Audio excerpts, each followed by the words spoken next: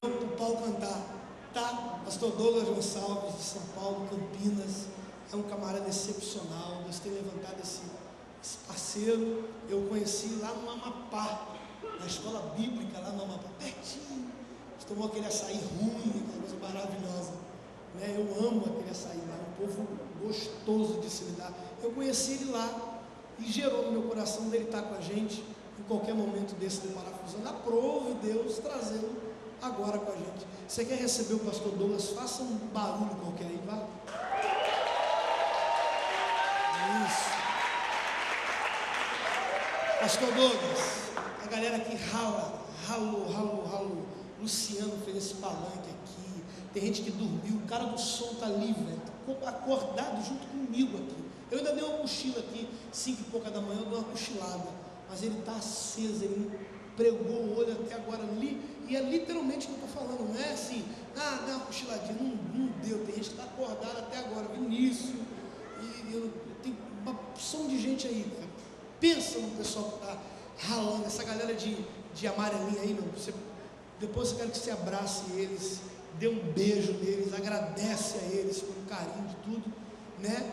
E dessa vez também a gente está tendo o privilégio de receber. O Parafusando recebe ele pela terceira vez, mas ele já é um amigo, um parceiro, um pastor desse projeto. É um camarada que me pergunta como está, como é que está acontecendo, e bola para frente, me empurra, e palavra de incentivo. Eu estou falando do pastor Eduardo Reis, né? Veio também numa correria, está com a gente até agora.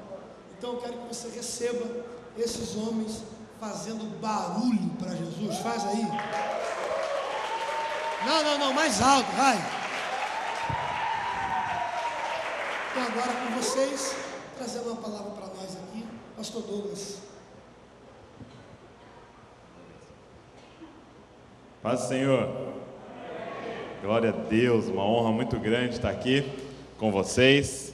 Essa última viagem do ano, para fechar com chave de ouro. Tenho certeza que Deus vai fazer grandes coisas, como já tem feito aqui. Sou lá de Bragança Paulista, interior de São Paulo. Sou casado com a Valéria. Tenho 2 filhos, Davi, de 2 anos, Luísa, de 4 anos. E eu trabalho lá no projeto Família Debaixo da Graça. E eu e minha esposa também desenvolvemos um projeto com os jovens, que o Rafael já citou aqui, o Jesus Copy. E tem sido muito legal trabalhar na internet. Nosso púlpito tem sido a internet, e temos ministrado para a galera lá através de imagens, através de vídeo, através de texto, todas as formas que Deus nos permitiu. Quero agradecer ao pastor Rafael por esse convite. Fiz questão de vir porque eu queria muito fazer essa conexão, queria muito estar mais próximo dele, conhecer mais ele, porque eu tenho certeza das coisas que Deus vai fazer através dele.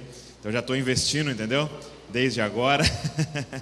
E o pastor Eduardo Reis, um prazer conhecê-lo mesmo. Falei para ele que eu já ouvia ele na internet e fiquei muito feliz de poder estar aqui e vou poder ouvir ele, vai ser maravilhoso. Segue a gente lá nas redes sociais, Jesus Copy, no Instagram, Jesus_Copy, no Facebook, no YouTube.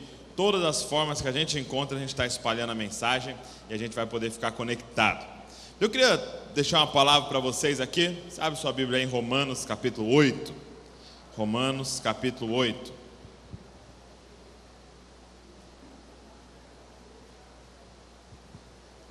Romanos capítulo 8, vamos ler o verso de número 13.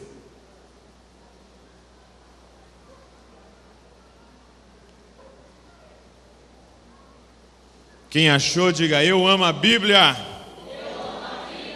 Quem não achou, diga eu também. Vamos lá então. Diz assim, olha: pois se vocês viverem de acordo com a carne, morrerão. Mas se pelo Espírito fizerem morrer os atos do corpo, viverão. Curva a sua cabeça. Senhor, muito obrigado pela Tua palavra, Senhor. Muito obrigado por nos permitir, Pai, ter ela na nossa mão. Muito obrigado pela liberdade de poder compartilhar ela em público aqui, Senhor. Muito obrigado. E nós queremos Te pedir, Fala mais uma vez conosco, Pai. Nós queremos ter essa overdose da Tua palavra hoje aqui, Senhor. E eu digo uma overdose porque nós queremos que essas palavras matem o nosso velho homem aqui hoje, Senhor. Que nós saiamos aqui mortos, Pai, para o pecado e vivos para Ti, Senhor. Que a Tua palavra seja como uma espada, Senhor, afiada. Não para nos destruir, Senhor, mas para fazer uma cirurgia no nosso coração, Senhor. Arrancando tudo que não Te agrada, Pai, tudo que foi plantado em nós que não veio de Ti, Senhor. Faz algo especial aqui, Senhor, nessa tarde, que seja algo marcante para nós, Senhor. Nós não queremos que seja mais um congresso, mais um seminário, Senhor, mais uma pregação que participamos, Pai, que não seja um acúmulo de informações, Pai, mas que seja uma revelação do Teu Espírito, Senhor, para o nosso coração. Nos transforma, Senhor, faz grandes coisas no nosso meio, Pai, no nome de Jesus, amém. Glória a Deus. Sabe, gente, tenho percebido já há muito tempo isso, você conversando com as pessoas dentro da igreja, né? Eu sou lá do Família Debaixo da Graça, ajudo a coordenar lá os jovens, estou sempre muito envolvido com a igreja. E você começa a descobrir que hoje o maior evangelista da nação brasileira e talvez no mundo, o maior evangelista hoje se chama problema. O que mais tem trazido pessoas para a igreja são problemas. Você vai conversar com as pessoas, você pergunta para ela, como é que você chegou na igreja, né? Quem te trouxe? Ela fala, poxa, estava passando uma situação no meu casamento, terrível, terrível. Aí eu vi a placa, Família Debaixo da Graça, eu entrei. Aí o outro fala, não, mas eu estava passando um problema com meu filho, problema tão grande, e eu não sabia o que fazer, e eu corri para Deus. Me afundei nas drogas, Douglas, eu me afundei nas drogas, e eu cheguei no fundo do poço, já tinha vendido tudo, já estava na rua, foi quando eu fui para Jesus. Outros têm problemas financeiros, outros têm problemas de saúde, eu só sei que os problemas têm trazido muita gente para a igreja. Porém, quando essas pessoas chegam na igreja, é necessário que a gente fale para elas qual é o verdadeiro problema. Qual é o verdadeiro problema?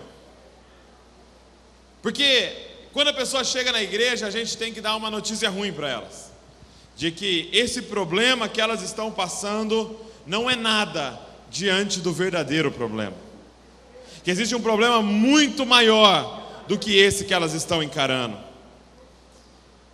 E as pessoas, e isso é totalmente normal e compreensível, as pessoas vêm para a igreja totalmente egoístas, totalmente focadas em si, totalmente focadas em seu umbigo. Isso é da natureza humana, isso é da carne, nós nascemos egoístas. A criança, quando nasce, ela já nasce gritando, falando, eu não quero nem saber o que vocês estão fazendo, não quero nem saber, mãe, se você tinha emprego, eu quero o bico do peito e eu quero mamar. Já viu alguma criança falando assim, olha mãe, se der tempo, se você puder, me dá um mamar. Quem já viu uma criança falando isso? Não. Ela começa a berrar e fala, não quero nem saber, você para o que você está fazendo, porque o importante aqui sou eu. E a gente cresce, a única coisa que muda é o bico do peito, mas você continua do mesmo jeito, fazendo beicinho e querendo as coisas. E as pessoas vêm assim para a igreja. Porém, gente, não dá para permanecer assim. Porque a impressão que eu fico quando eu começo a observar as pessoas dentro da igreja é que a única coisa que mudou depois que ela aceitou a Jesus é que agora Deus e Jesus é um meio para ela conseguir as coisas dela. E aí qualquer campanha que fazem, ela está no meio. Por quê? Porque Jesus é agora a nova forma dela de conseguir o que ela quer. Aí ela vai lá 7 semanas para conseguir não sei o quê. Ela vai lá 12 dias seguidos de janeiro para conseguir não sei o quê. Ela continua do mesmo jeito, egoísta. E aí a gente tem encarado a Bíblia de uma forma muito humanista, sabe? Tipo, a Bíblia é um manual para a sua vida ficar melhor. E você fica tentando achar lá segredos na Bíblia para a sua vida ficar melhor. E o que é olhar a Bíblia de uma forma humanista? É olhar a Bíblia com o ser humano no centro, como se o ser humano fosse o centro de todas as coisas. E aí você começa a ver interpretações absurdas dos textos. Por exemplo, texto clássico, que você já ouviu milhares de pregações, Davi e Golias.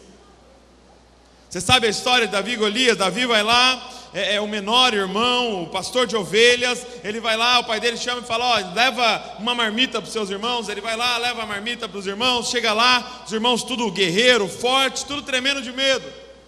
Ele fala: o que está acontecendo? Aí ele fala: não, é porque os filisteus propuseram uma batalha 1 a 1, e o guerreiro dos caras é Golias, um homem de 3 metros, e a gente não tem ninguém para lutar contra ele, está todo mundo com medo. E aí ele, vendo que não tinha ninguém, ele fala: não, pode deixar que eu enfrento ele. E aí Saul, como viu que não tinha ninguém mesmo, falou: vai esse menino mesmo. E aí tenta colocar uma armadura nele. E não serve a armadura. Ele fala: não precisa. Ele pega 5 pedras e ele vai contra o gigante. E aí ele, com as 5 pedras, ele precisou só de uma. Ele gira e acerta na testa do gigante. E aquele gigante cai. E ele pega a espada do próprio gigante e mata ele.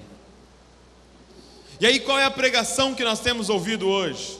A pregação que nós temos ouvido hoje é essa: você é Davi. Ei, você é Davi. E não interessa o gigante que vai surgir na tua frente. Pode ser o gigante do câncer, pode ser o gigante do desemprego, pode ser o gigante da falência, pode ser o gigante do problema no casamento. Deus vai te dar umas 5 estratégias, e você vai diante desse gigante, e você vai usar essa estratégia de Deus, e você vai lançar, e esse gigante vai cair no poder do nome de Jesus. E a igreja aplaude de pé e dá glória a Deus e recebe. Sabe o que acontece? Que tem muitas vezes que a gente erra as 5 pedras. Só que acontece que tem muitas vezes que o câncer não vai embora.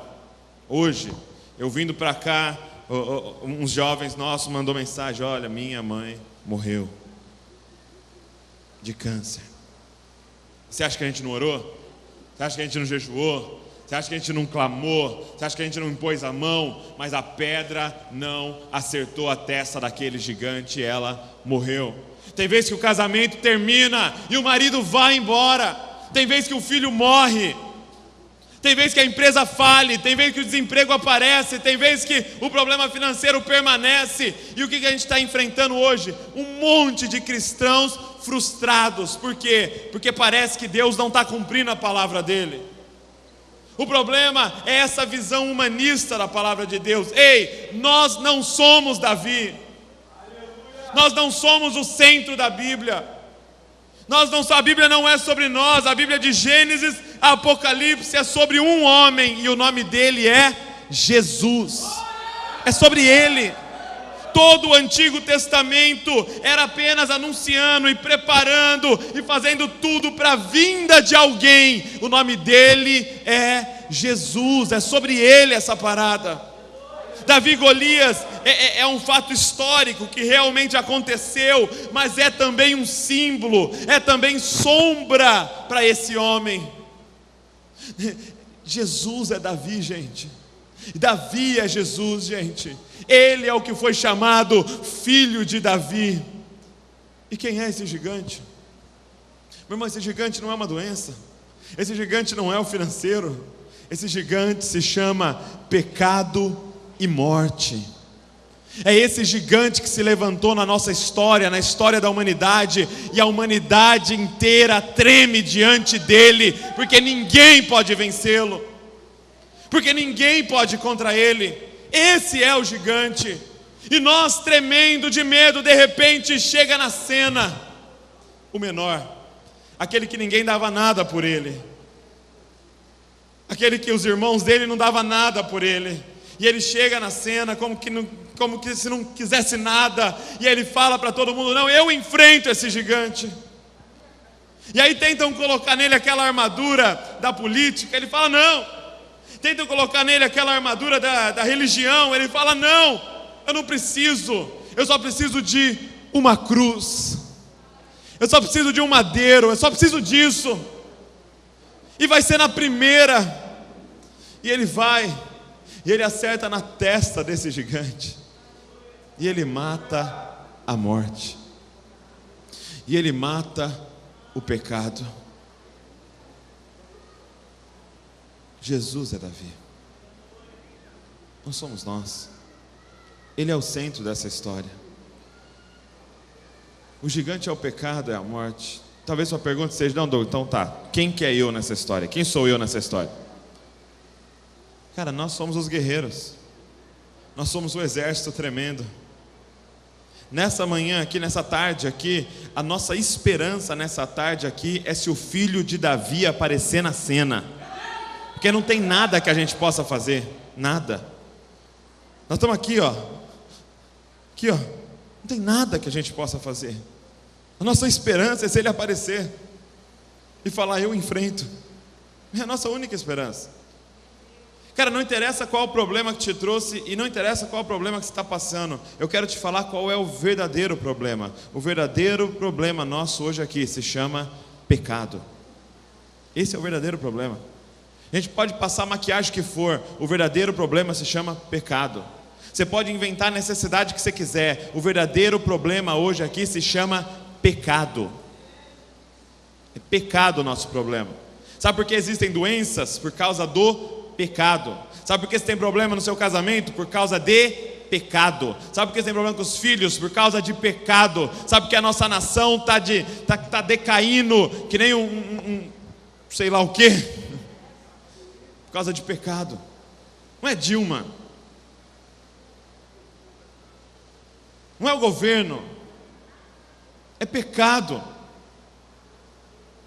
O verdadeiro problema que nós temos que enfrentar de uma vez por todas se chama pecado. E o que Paulo está dizendo em Romanos 8:13 é: se você está vivendo de acordo com a carne, você vai morrer. E essa morte não é física, porque você pode viver de acordo com a carne, de acordo com o espírito, que seu corpo vai morrer, você vai voltar para o pó. Mas essa morte é espiritual, gente. Só que ele está falando de condenação, aqui ele está falando de inferno. Se você está vivendo de acordo com a carne, você vai morrer. Gente, a minha oração ao vir aqui é essa: Senhor, que haja um temor em nós. Que haja um temor em nós, um temor em nós, porque não tem como encarar versos como esse e continuar brincando. Se você está vivendo de acordo com a carne, você vai morrer, você vai ser separado de Deus, você vai para o inferno. E inferno, gente, diz respeito à eternidade, gente. Pelo amor de Deus, não vamos brincar aqui, diz respeito à eternidade. Você sair daqui sem resolver isso daqui, você está correndo o maior perigo que um homem pode estar correndo. Porque você não sabe se você chega em casa hoje, você não sabe o dia que você vai se encontrar com Deus, nós não sabemos. Cara, o verdadeiro problema nosso aqui se chama pecado. E eu sei que tem pessoas aqui vivendo de acordo com a carne. Ah, Douglas, então quer dizer que eu não posso pecar, que eu vou para o inferno? Não. Aqui está dizendo sobre alguém que está numa guerra contra o pecado, que está numa guerra contra a carne, que mesmo quando peca, se entristece de tal forma, e luta de tal forma, e todos os dias levanta nessa guerra. Aqui está dizendo a respeito de pessoas que se entregaram, pessoas que estão afundadas no pecado, pessoas que pecam e já não se entristecem mais, já não estão nem aí, que vivem de acordo com a carne e fazem o que ela manda. Você vai para o inferno. Você vai para o inferno, cara. E ele continua: mas se pelo Espírito fizerem morrer os atos do corpo, viverão. Ou seja, se você viver de acordo com o Espírito, você vai viver. Ou seja, você vai entrar no reino, você vai ser salvo. Se você está vivendo de acordo com a carne, condenação. Se você está vivendo de acordo com o Espírito, salvação. Mas quando eu vejo um texto como esse, eu entro um pouco em parafuso. Por quê? Porque a impressão que Paulo passa para nós num texto como esse é o quê? Que salvação é por obras. Se eu viver de acordo com a carne, eu vou para o inferno. Então, peraí, Paulo, você está falando para mim que se eu fizer tudo certinho, eu vou para o céu, e se eu fizer tudo errado, eu vou para o inferno? Mas Paulo, você em Efésios me falou que a salvação é pela graça e mediante a fé, e que não é por obras para que ninguém se glorie. E a minha pergunta para vocês nessa tarde é: Paulo está se contrariando?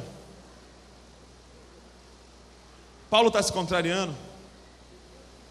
Ei, Paulo, mas é Romanos 8,13, se eu fizer tudo certinho eu vou para o céu? Ou Paulo, é em Efésios 2 que fala que a salvação é pela graça, ou seja, de graça, e que eu não tenho que fazer nada a não ser crer? Qual é a forma de ir para o céu? Porque tem duas pregações rolando hoje. Uma pregação vai te dizer a seguinte: olha, faz tudo certinho, você precisa conquistar sua salvação, você precisa andar em santidade, vigia, crente, vigia, olha, se Jesus volta com você xingando no trânsito, você vai para o inferno.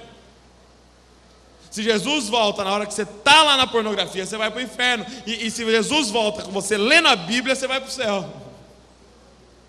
Só que isso é legalismo. E Paulo vai falar que a salvação não é por obras, porque ninguém vai poder bater no peito e falar: consegui conquistar minha salvação. Ninguém. Porque a salvação é pela graça. Pela graça, mediante a fé. Agora tem uma outra pregação rolando que fala o seguinte: ei, não tem nenhuma condenação para os que estão em Cristo Jesus. Ou seja, se você aceitou a Jesus, você pode estar em pecado, você vai para o céu do mesmo jeito. Por quê? Porque Ele levou o seu pecado na cruz. E mesmo que você estiver afundado no pecado, você vai para o céu. Você crê em Jesus? Creio. Então você vai para o céu, cara. Mas eu tenho 2 mulheres, não tem problema. Você crê em Jesus? Creio. Você levantou a mão, foi para frente, então você vai para o céu. E isso é uma graça barata. E como é que a gente faz com versículos como Romanos 8,13, que diz: se você estiver vivendo de acordo com a carne, você vai morrer? O que a gente faz com versículos como esse? E a minha pergunta é essa: a salvação é por obras? Ou a salvação é pela graça? E o próprio Paulo vai responder, é claro. Eu quero que você abra a sua Bíblia, quero que você leia comigo aí Romanos 8:1. Romanos 8, versículo 1. Vê um pouquinho, Tiago. Romanos 8:1. Porque diz assim, olha, só você voltar um pouquinho aí. Vou esperar porque eu quero que você abra. Romanos 8:1.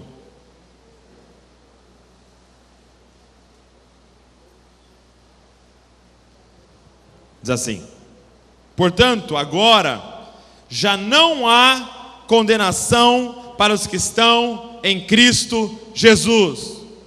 Isso é graça, isso é justificação. Ou seja, Ele trocou de lugar com a gente.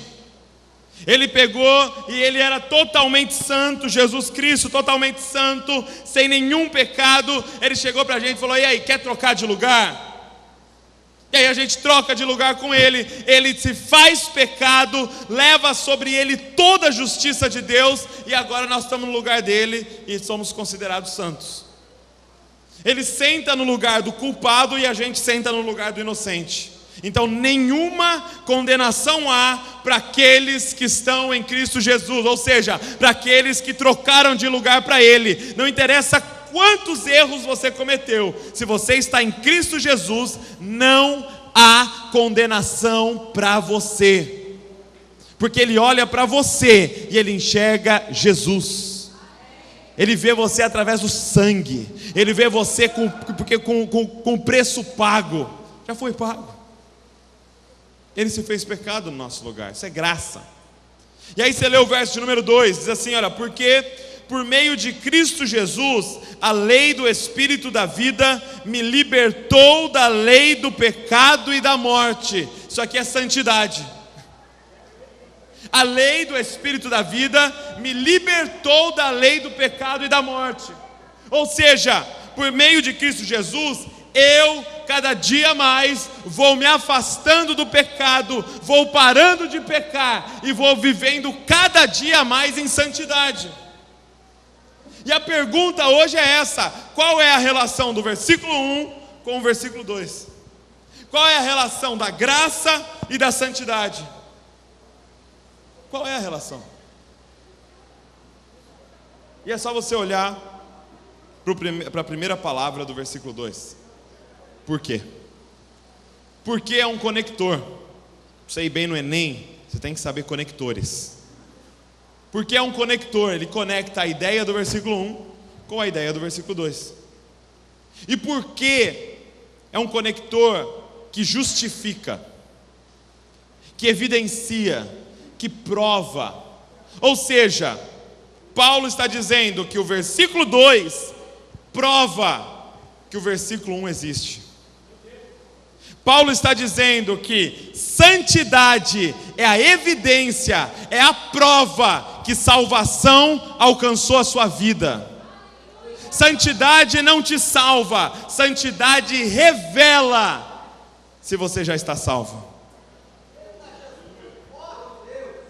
O versículo 1 só é verdade na sua vida, nenhuma condenação há para aqueles que estão em Cristo Jesus, se o versículo 2 for uma realidade na sua vida. A lei do Espírito me libertou da lei do pecado e da morte. Se hoje aqui você está vivendo segundo a carne, você não está vivendo segundo o Espírito, está vivendo segundo a carne, significa que a graça ainda não te alcançou. E que sim, há condenação para você, porque você não está em Cristo Jesus. Santidade não nos salva. Não é por obras a nossa salvação. Santidade revela que somos salvos. Por quê?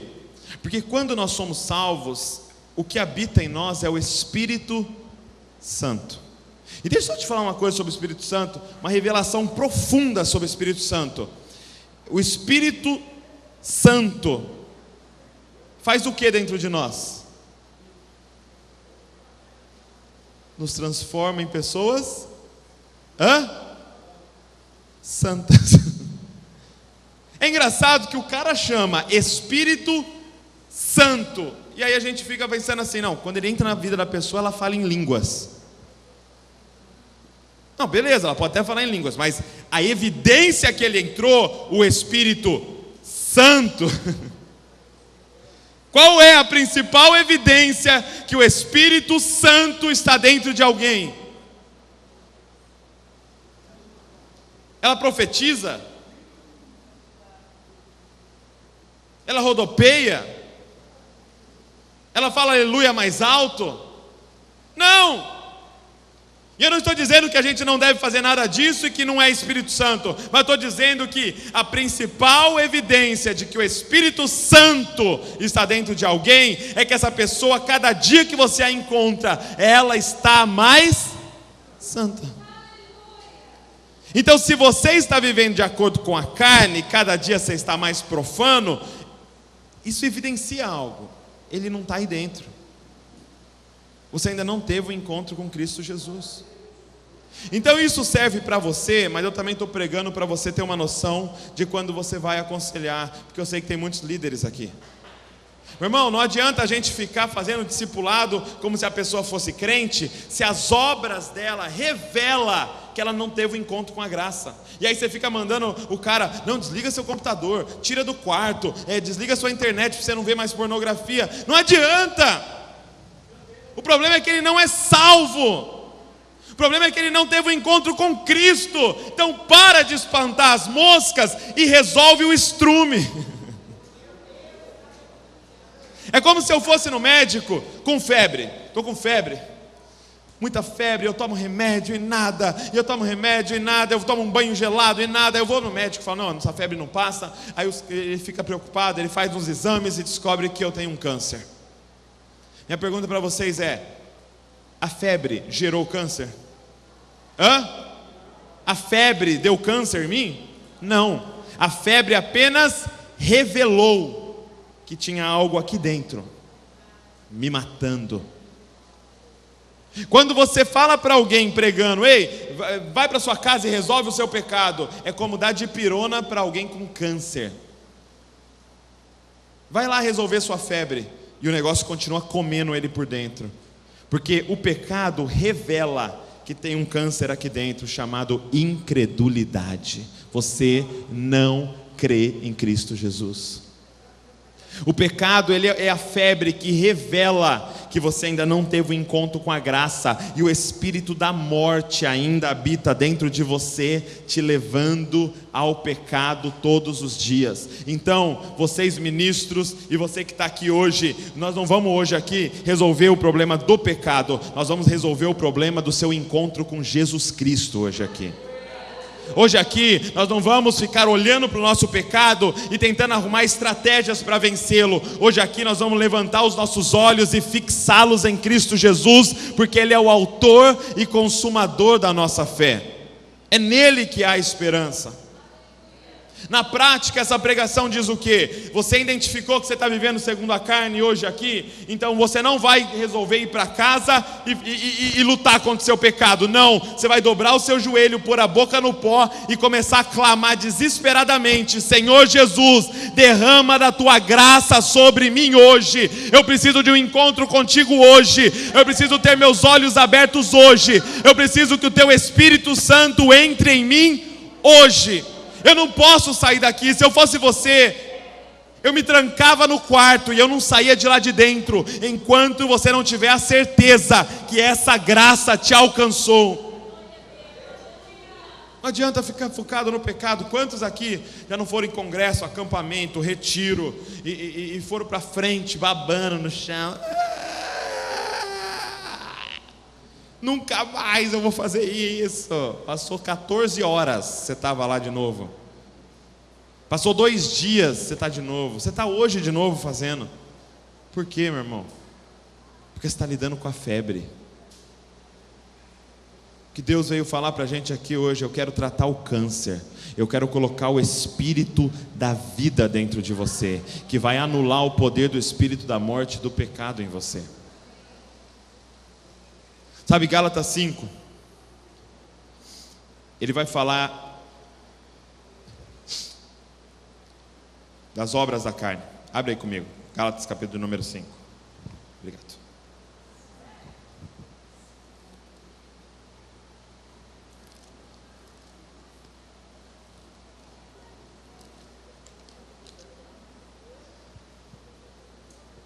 Gálatas 5, 19.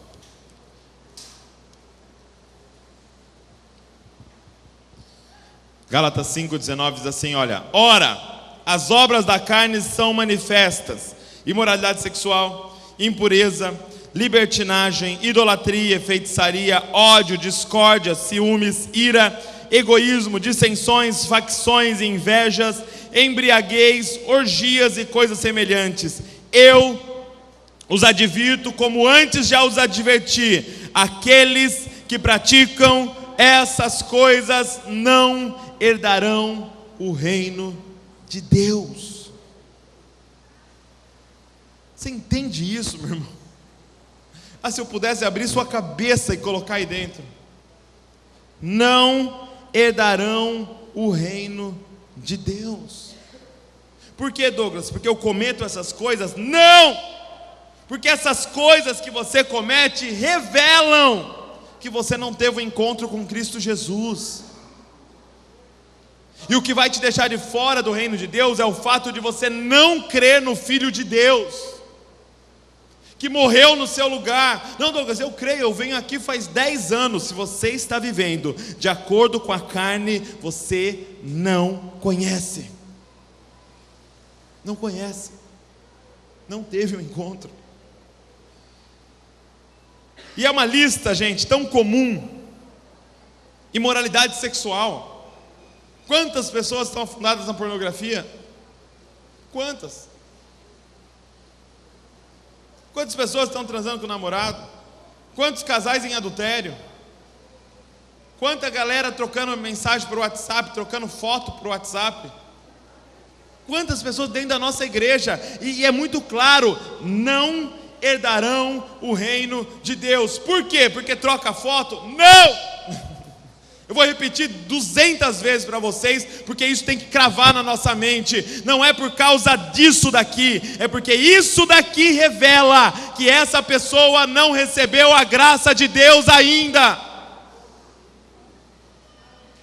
Imoralidade sexual, impurezas, libertinagem, idolatria, feitiçaria, ódio. Ei, ódio! Quantos irmãos nós falam, não posso ver fulano na minha frente, mudou de igreja porque não gostava de ciclano, eu nunca mais falo com não sei quem. Ei, isso é obras da carne. Faz 12 anos que eu não falo com meu pai.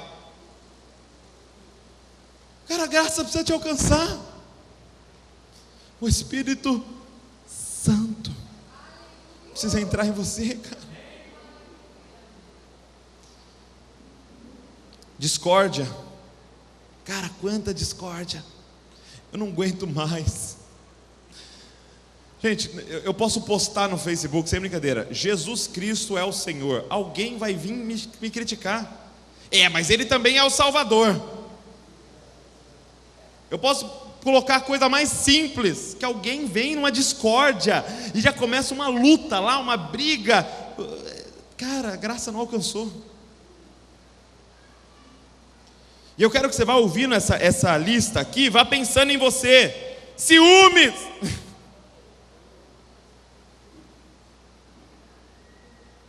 Ira. Cara, te vê o trânsito hoje, o cara buzina, te xinga, e quando ele passa, está lá escrito atrás, presente de Deus. Ira. Cara, como é que os casais se tratam? Como é que o pai trata o filho? É ira, é ira, é ira. Egoísmo. Egoísmo, cara. Dissensões, facções, que é montar grupinho. Inveja. Inveja é você desejar que o outro perca o que ele tem, porque você não tem aquilo. Inveja, embriaguez, orgia. E aqui a embriaguez também está falando de glutonaria e coisas semelhantes a essas. Cara, quantas pessoas que nós conhecemos, ou até mesmo nós mesmos hoje aqui nessa tarde, não estamos incluídos nessa lista. E gente, você lê a continuação, pelo amor de Deus, tem que gerar um temor no seu coração. Eu vos advirto, como antes já fiz, quem comete estas coisas não herdará o reino de Deus. E aí ele vai falar, agora deixa eu te falar como é que se comporta alguém que recebeu o Espírito Santo. Mas o fruto do Espírito é amor. Ele entra em você e você começa a amar. Alegria. Ele tira esse azedume de você, esse mau humor. É alegria, ele começa a te deixar alegre. Paz, paciência, amabilidade, bondade, fidelidade, mansidão, domínio próprio. Contra essas coisas não há lei. E olha o que ele diz, olha: os que pertencem a Cristo Jesus crucificaram a carne com as suas paixões. Ele está dizendo, a evidência de que você pertence a Jesus é que você crucificou a sua carne. Crucificar a sua carne não te faz pertencente a Cristo Jesus. Crucificar a sua carne revela que você pertence a Cristo Jesus. Deixa eu te mostrar mais um texto, porque eu vou cravar esse negócio na sua cabeça hoje. Você não vai esquecer disso nunca mais na sua vida. Tito, capítulo 2. Eu vou esperar você abrir. Tito, eu tenho que dar uns 10 minutos para você. Tito, capítulo 2.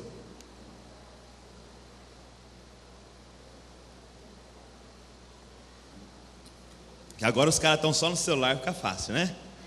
Antes, na minha época, era aquela competição. Tito capítulo 2, achei! Um bombom para você. Tito capítulo 2, verso 11. Quem achou, diga amém aí. Ó, porque a graça de Deus se manifestou salvadora a todos os homens. Eu posso ouvir um amém? Cara, a graça de Deus se revelou salvadora a todos os homens. Pedófilos estão incluídos nisso daí, assassinos estão incluídos nisso daí, pobre, rico, preto, branco, amarelo, até flamenguista está incluído.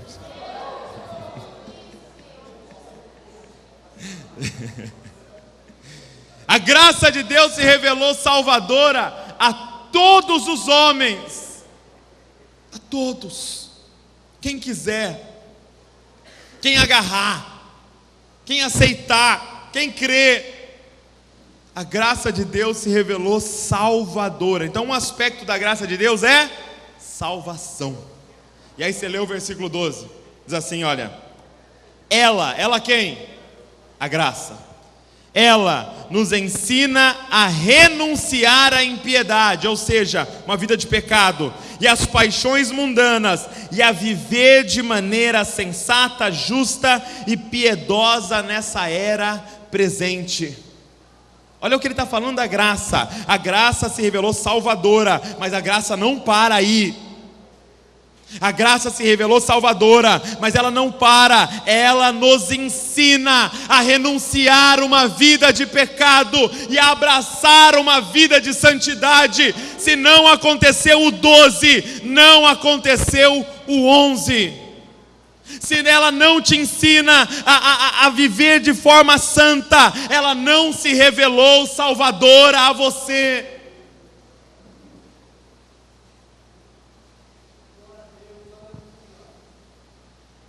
A santidade é o lado visível da salvação. A santidade é o lado visível. É como Tiago vai dizer: ei, você tem fé? Você tem fé salvadora? Tenho. Então me mostra as suas obras. Porque a fé sem obras é morta. O que Tiago está falando? Fé é um produto interno, obras é o produto externo. E as duas coisas andam juntas. Se não tem o externo, é porque não teve o interno. Você está entendendo? Quem está entendendo, diga amém. Amém. Tá, Douglas, entendi. Depois de você falar 200 vezes a mesma coisa, a pergunta é: o que eu faço? Se eu estou de acordo com as obras da carne. Eu acho que Marcos capítulo 10 tem uma história que nos ajudaria. É a história do cego Bartimeu, história muito conhecida. O cego Bartimeu, ele ficava sentado à beira do caminho pedindo esmola, porque naquela época o cego era tido como, por ser deficiente, como alguém amaldiçoado. Ninguém dava emprego, nada para um cego. Então eles eram colocados à beira do caminho para pedir esmola. E ele estava naquela beira do caminho, sentado no mesmo lugar que ele sentava já há anos, quando de repente vem passando alguém. E era um barulho, porque tinha uma multidão seguindo esse alguém. E aí ele pergunta, ele vê esse movimento diferente, ele fala: o que está acontecendo aí? A Bíblia não fala, mas eu imagino. Aí alguém deve ter falado para ele: ó, está passando Jesus aí. E sabe que às vezes eu mesmo já fiz isso. A gente prega para as pessoas e fala assim: ei Bartimeus, sentados aqui hoje, siga Jesus. Ei, anda em santidade, segue o exemplo de Jesus. Ei, vira um discípulo de Jesus. E as pessoas sentadas na igreja até falam: não, eu quero, mas cadê ele? Ei Bartimeu, a vida é simples, Bartimeu. É só você seguir a Jesus. E ele até se levanta e fala: não, a partir de hoje eu vou seguir Jesus. Mas cadê Jesus? Mas quem é Jesus? E tanto tempo sentado aqui, a gente começa a aprender até a hora certa de dar o aleluia. Você não está vendo nada, mas Você vê todo mundo gritando, oh, aleluia! Você aprende até a hora certa de dar amém, de ficar de pé, de sentar, de cantar, de fazer a cara, a boca, a expressão facial. Mas, meu irmão, na verdade você não está vendo nada. Você não está enxergando ele. E Bartimeu, você pode esfregar o olho, continua cego. Bartimeu pode pingar colírio, continua cego. Bartimeu pode ir para qualquer homem, o mais top dos apóstolos, continua cego. Você pode ler a Bíblia 3 horas por dia, você vai continuar cego. Você pode jejuar dia sim, dia não, você vai continuar cego. Você pode vir em 300 congressos por ano, você vai continuar cego. Porque não tem nada que a gente possa fazer para curar a nossa cegueira, nada. E esse homem descobre o único segredo, o único jeito, a única forma. A única esperança nossa aqui nessa tarde é se a gente se colocar de pé e começar a gritar: Jesus, filho de Davi, tem misericórdia de mim. Jesus, filho de Davi, tem misericórdia de mim. Jesus, filho de Davi, tem misericórdia de mim. Sabe por que o verdadeiro problema que você enfrenta se chama pecado? Porque ele é tão gigantesco que você não pode resolver e você não tem controle sobre isso. Nós estamos acostumados a ter controle sobre tudo. Sobre o pecado nós não temos controle, e sobre a nossa ida do inferno nós não temos controle. A única esperança nossa hoje aqui é se o filho de Davi parar a caminhada dele e mandar te chamar. É a única esperança. Você entende a nossa posição hoje aqui? Você entende quão minúsculo nós somos hoje aqui? Quão impotentes nós somos hoje aqui? Não adianta você fazer campanha, não adianta você pagar preço, não adianta você fazer algum sacrifício, não adianta seu dízimo e sua oferta. É só se ele decidir parar a caminhada dele e mandar te chamar. Agora, o que atrai ele? Um coração quebrantado, alguém que entendeu a sua miséria. Enquanto você ficar batendo no peito falando que você é justo, ele não para a caminhada dele. O dia que você parar e falar: Jesus, filho de Davi, aqui está um miserável, tenha compaixão de mim, tem misericórdia de mim. Jesus, eu não tenho o que fazer, eu já tentei de todas as formas vencer esse pecado, eu continuo nesse negócio, tem misericórdia de mim. Será que o seu coração clama isso? Será que você já entendeu a miséria que você está vivendo? E não estou falando da sua condição financeira, eu estou dizendo de você estar afundando no pecado, e você vai ser condenado eternamente. Sabe, alguns anos atrás a minha mãe teve câncer. E aí eu lembro que ela foi no médico e tinha um caroço. Aí o médico fez a cirurgia, tirou um pedacinho, foi para exame e chegou o diagnóstico. Aí ligaram para ela, falaram: olha, vem aqui para a gente ver o diagnóstico, ver o exame. Ela foi com meu pai lá em São Paulo, na capital. E aí o médico falou: olha, é um câncer maligno. É um câncer maligno e a gente vai retirar, a gente vai fazer quimioterapia, vai cair seu cabelo, vamos fazer radioterapia, e pode ser que cure, mas pode ser, a gente tem que falar a realidade, pode ser que não cure, que se espalhe pelo seu corpo. Pode ser que você morra com isso. E eu lembro que meu pai e minha mãe foram embora, e meu pai contando que eles não conseguiram chegar em Bragança, eles tiveram que parar no meio do caminho, debaixo de uma árvore, para chorar. E que notícia é essa? Que notícia é essa? Que diagnóstico é esse? Eles pararam, e você imagina meu pai, 50 anos, 30 anos de ministério, chorando. E minha mãe, aquela mulher durona, fortona, chorando. Que notícia. Mas deixa eu te falar uma coisa.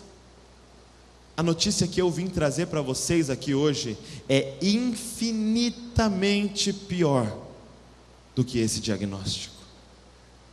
A notícia, o diagnóstico que eu estou dando da sua vida aqui hoje, através da palavra de Deus, é infinitamente pior do que se você nessa tarde descobrisse que você está com câncer. Se a gente entendesse o que está sendo pregado aqui hoje, tem muita gente em prantos aqui hoje. Mas o que vão pensar de mim se eu chorar? Vão achar que eu estou em pecado, meu irmão.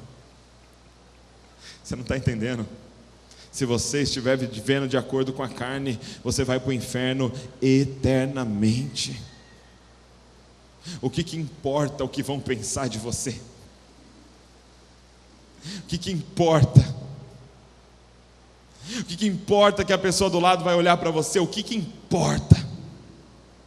Sabe quando a pessoa está com câncer, e que nem aconteceu hoje, da mulher morrer lá, a mãe dos meus amigos, você vai no velório, e o que você ouve de todo mundo? Descansou. Estava sofrendo muito, estava com muita dor, ela descansou. Quando você vai no velório de uma pessoa que estava vivendo de acordo com a carne, nós não falamos isso, mas a verdade é essa: o tormento apenas começou.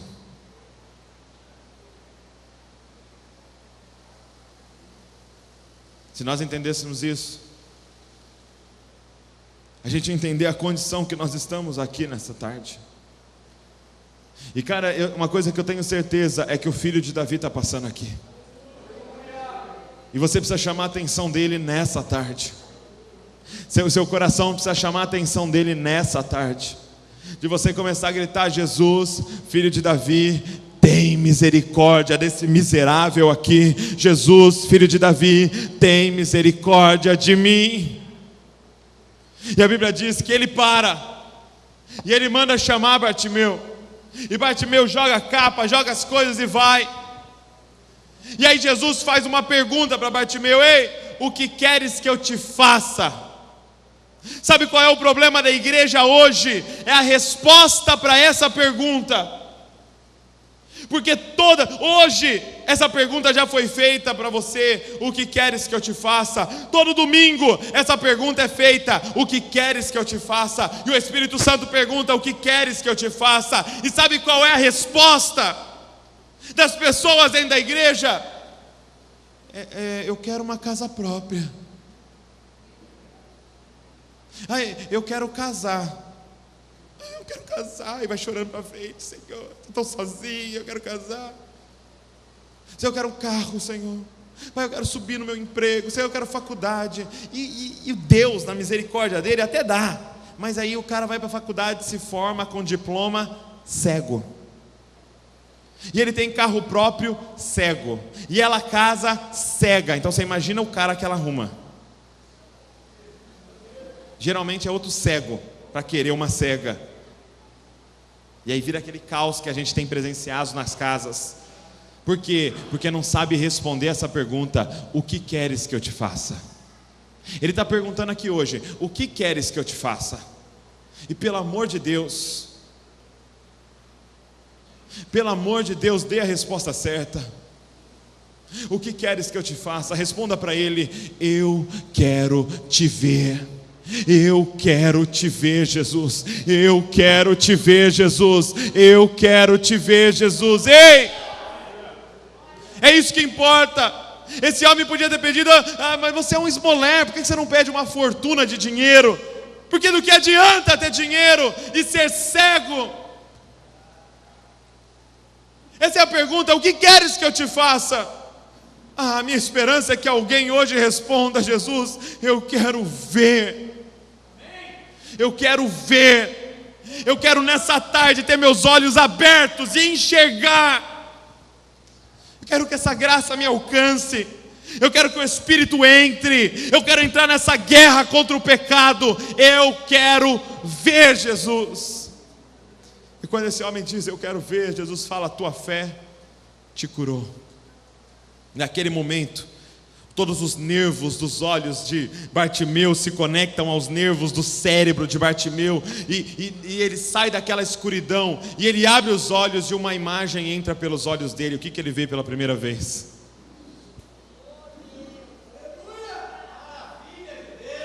Ele vai abrir seus olhos hoje, e quando os seus olhos espirituais abrirem, você vai enxergar a face dele. Eu declaro que depois dessa tarde, você não vai ver mais letras nesse livro, você vai ver um ser humano nesse livro chamado Jesus Cristo. Você vai ler isso daqui, já não vai ser uma coisa chata. Eu vi o John Piper dizendo algo muito interessante. Ele dizia assim: olha, sabe por que as pessoas não conseguem ler a Bíblia e comê-la? Porque elas acham que a Bíblia é um quadro. de uma época antiga. E elas ficam admirando aquele quadro, tal, e enjoam, né? Mas entenda que a Bíblia não é um quadro. A Bíblia é uma janela que te deixa você ver outro mundo. Cara, vai mudar a sua forma que você vê a Bíblia. Você vai ver Jesus aqui. Vai mudar a forma que você ora. Você não vai mais falar com as paredes. Você vai falar com alguém que é real, porque Ele se revelou a você. Você não vai mais cantar de aleluia, glória. Não, meu irmão, você vai estar cantando para um homem, para o amado da sua alma, para o seu noivo. É para Ele que você vai estar cantando. Quando Ele abriu os seus olhos. Quando Bartimeu abre os olhos, a primeira coisa que ele vê é o olhar meigo, mais misericordioso do melhor homem que já pisou na face da terra, Jesus.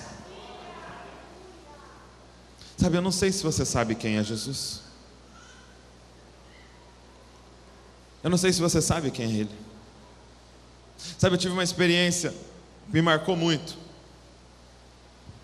Eu estava em casa e eu, como eu disse, tenho 2 filhos. Era uma meia-noite, coloquei os 2 para dormir, né? Fomos lá, colocamos, a gente ora por eles, né? Conta historinhas às vezes para eles. E aí eles dormiram.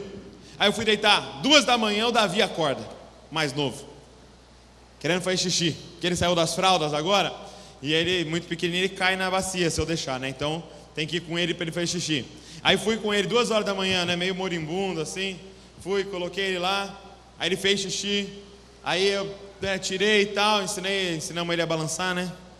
E aí, aí terminou, coloco o pijaminha de novo. E aí estou levando ele para a cama dele. Aí ele fala, eu quero mamar. Falei, pra quê, né? Para fazer xixi de novo daqui a pouco, né? Mas tudo bem, pai misericordioso que sou. Coloquei ele na cama, fui lá para fazer o mamar. A Luísa acordou também, ouviu, né? E falou, aproveita, pega um mamazinho para mim lá também. Aí vai eu fazer 2 mamar. Estou lá na cozinha, 2 da manhã. Quando eu chego na cozinha, quem que eu encontro? Uma barata no chão, bitelona assim, ó. Imagina ela andando no seu braço. Brincadeira, não precisa imaginar isso não. Lá no chão, e eu descalço. Falei, e agora? Eu estava tão cansado que eu falei, cara, amanhã eu resolvo, né? Deixa ela ir, amanhã se eu encontrar com ela eu mato ela, tal. E aí ela estava andando na cozinha assim, eu falei, vou dar uma assustada nela para ela fugir, né? Aí bati o pé assim, ó, pá! Ela não parou de vir na minha direção.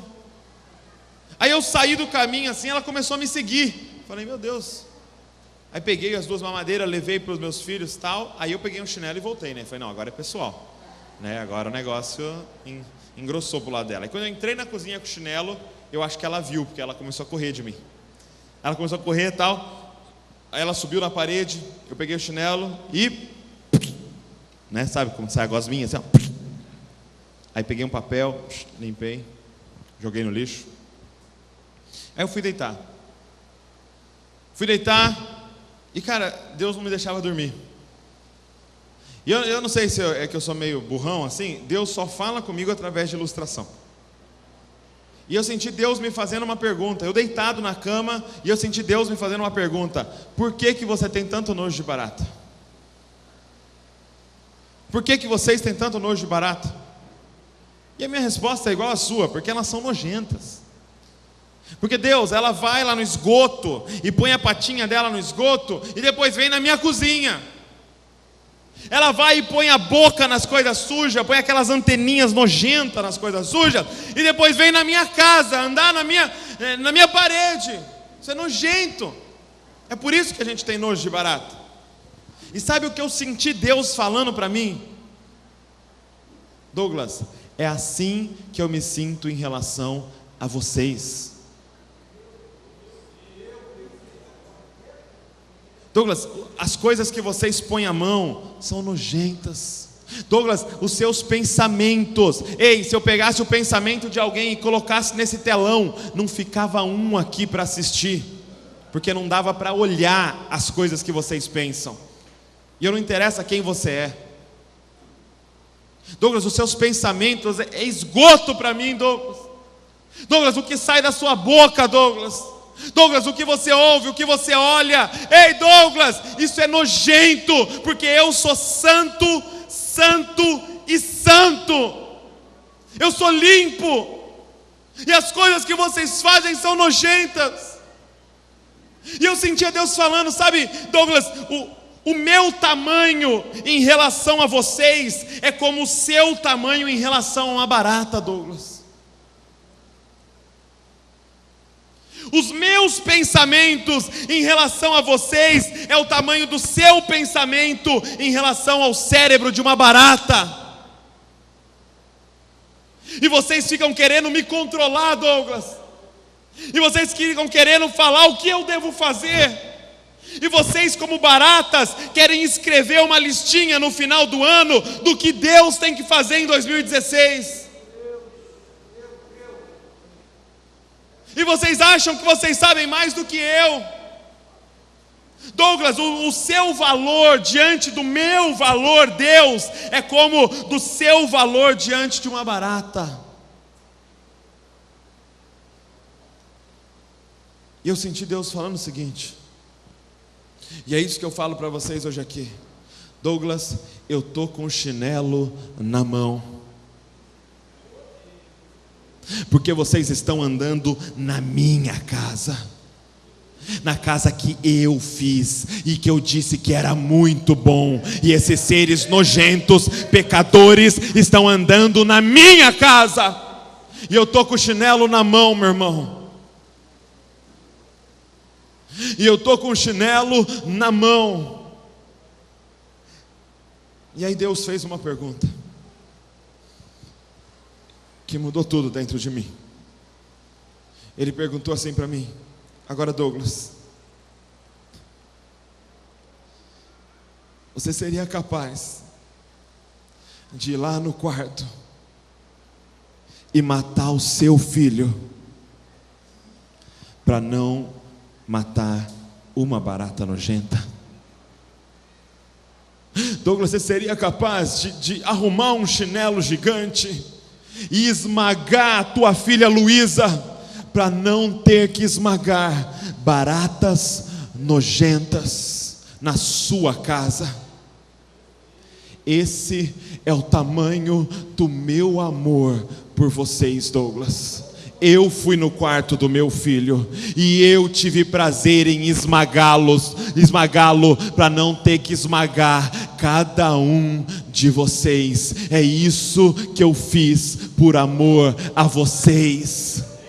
E eu entendi que naquela cruz não estava morrendo um homem no nosso lugar, não. Naquela cruz estava morrendo o Filho de Deus no nosso lugar. O valor daquele homem que estava na cruz e daquele homem que está passando aqui hoje não se compara ao nosso valor.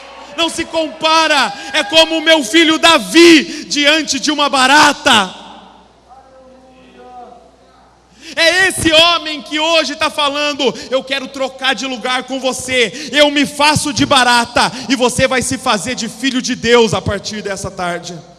Quer trocar de lugar? Essa é a proposta.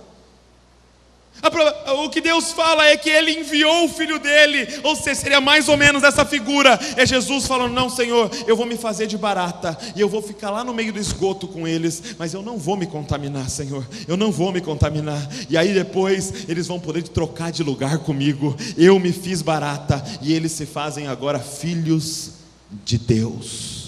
Nós ainda estamos no corpo de barata, mas em breve nós receberemos o nosso corpo glorificado. Nós se tornaremos totalmente filhos. Nós podemos ainda estar nesse corpo, nessa carne de pecado e de imundície, mas o Espírito que habita aqui dentro é um Espírito que clama: Abba Pai, porque eu já sou filho de Deus, mesmo ainda estando nessa carne. Nós somos baratas nojentas, mas com espírito de filhos, porque Ele trocou de lugar com a gente. Se coloca de pé no seu lugar. Queria chamar o tecladista aqui. Coloca de pé no seu lugar. Feche seus olhos.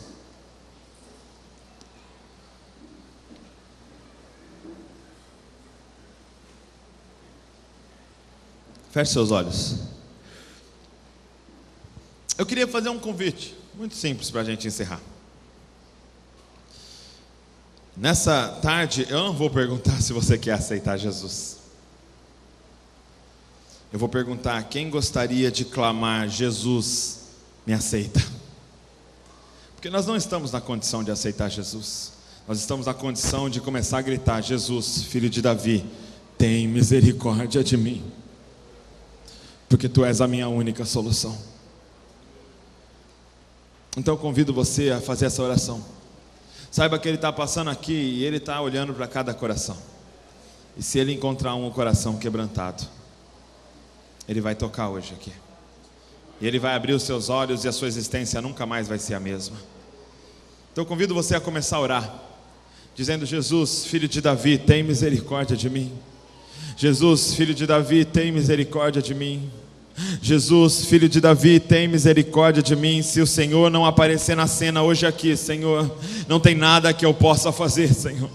Pai, eu não tenho controle nenhum sobre essa situação. Eu me coloco totalmente dependente do Senhor hoje aqui. Então, Jesus, filho de Davi, tem misericórdia de nós hoje aqui. Olha para nós, para a tua caminhada, Jesus, e toca na nossa vida. Eu te peço, Senhor, toca em vidas hoje aqui. Abre olhos hoje aqui para entenderem quem tu és, Deus, e quão maravilhoso tu és. Espírito Santo, entra dentro de pessoas aqui, que a tua graça se revele salvadora, mas que também se revele em santidade, Senhor. Pai, eu te peço que esses jovens aqui se alistem contra o pecado, entrem nessa guerra contra o pecado, que a partir dessa tarde, Senhor, eles não descansem enquanto não tenham a certeza que o Senhor habita dentro deles, Deus, e que a graça os alcançou, Senhor. Pai, nós não estamos contentes apenas com a religiosidade, Senhor, apenas em sentar aqui, não, Senhor. Jesus, filho de Davi, tem misericórdia de nós e toca em nós, Senhor. Toca em nós, Senhor, toca em nós. Toca na tua filha, Senhor, toca no teu filho, Senhor. E abre os nossos olhos, Pai. Abre os nossos olhos, Senhor, por favor.